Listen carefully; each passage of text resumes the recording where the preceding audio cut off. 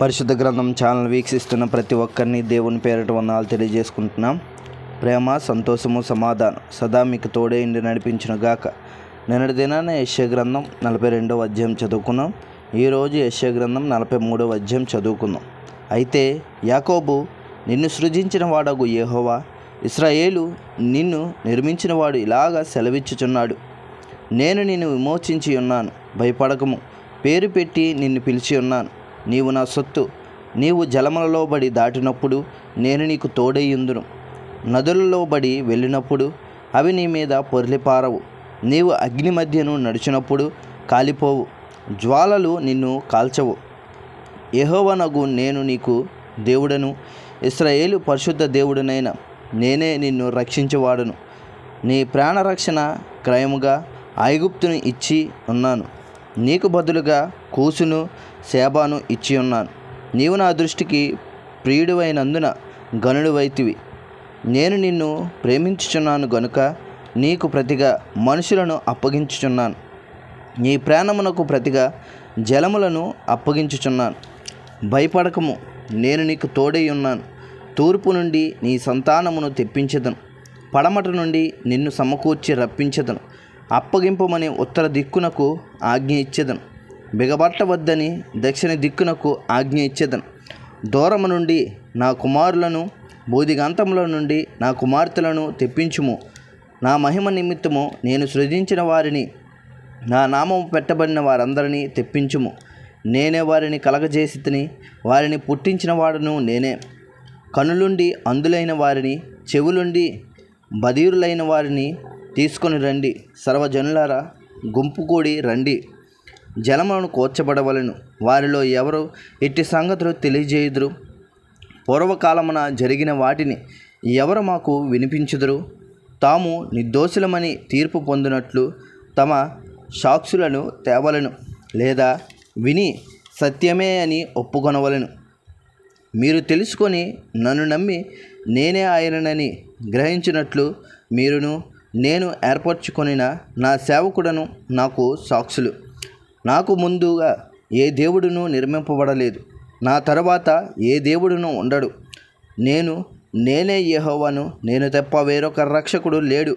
ప్రకటించిన వాడును నేనే, రక్షించిన వాడును నేనే, దాన్ని గ్రహింపజేసిన వాడును నేనే. ఏ అన్య దేవతయు మీలో ఉండనకూడదు.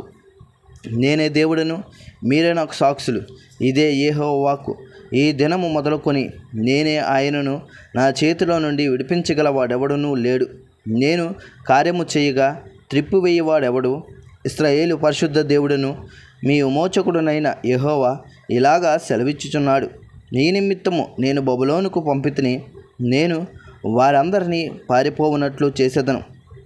వారికి అతిశయాస్పదములగు ఓడలతో కల్దీయులను పడవేసేదను. యెహోవానగు నేనే మీకు పరిశుద్ధ దేవుడను, ఇశ్రాయేలు సృష్టికర్తనగు నేనే మీకు రాజును. సముద్రములో త్రోవ కలగజేయువాడను, వడిగల జలములలో మార్గము కలగజేయువాడను, రథమును, గుర్రమును, సేనను, సూర్యులను నడిపించువాడనగు యెహోవా ఇలాగా సెలవిచ్చుచున్నాడు. వారందరూ ఏకముగా పండుకొని లేవకయుందురు.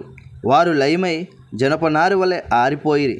మునుపటి వాటిని జ్ఞాపకం చేసుకొనకుడి, పూర్వకాలపు సంగతులను తలంచుకొనకుడి. ఇదిగో నేనొక నూతన క్రియ చేయుచున్నాను, ఇప్పుడే అది మొలుచును. మీరు దాన్ని ఆలోచింపరా? నేను అరణ్యంలో త్రోవ కలగజేయుచున్నాను, ఎడారిలో నదులు పారజేయుచున్నాను.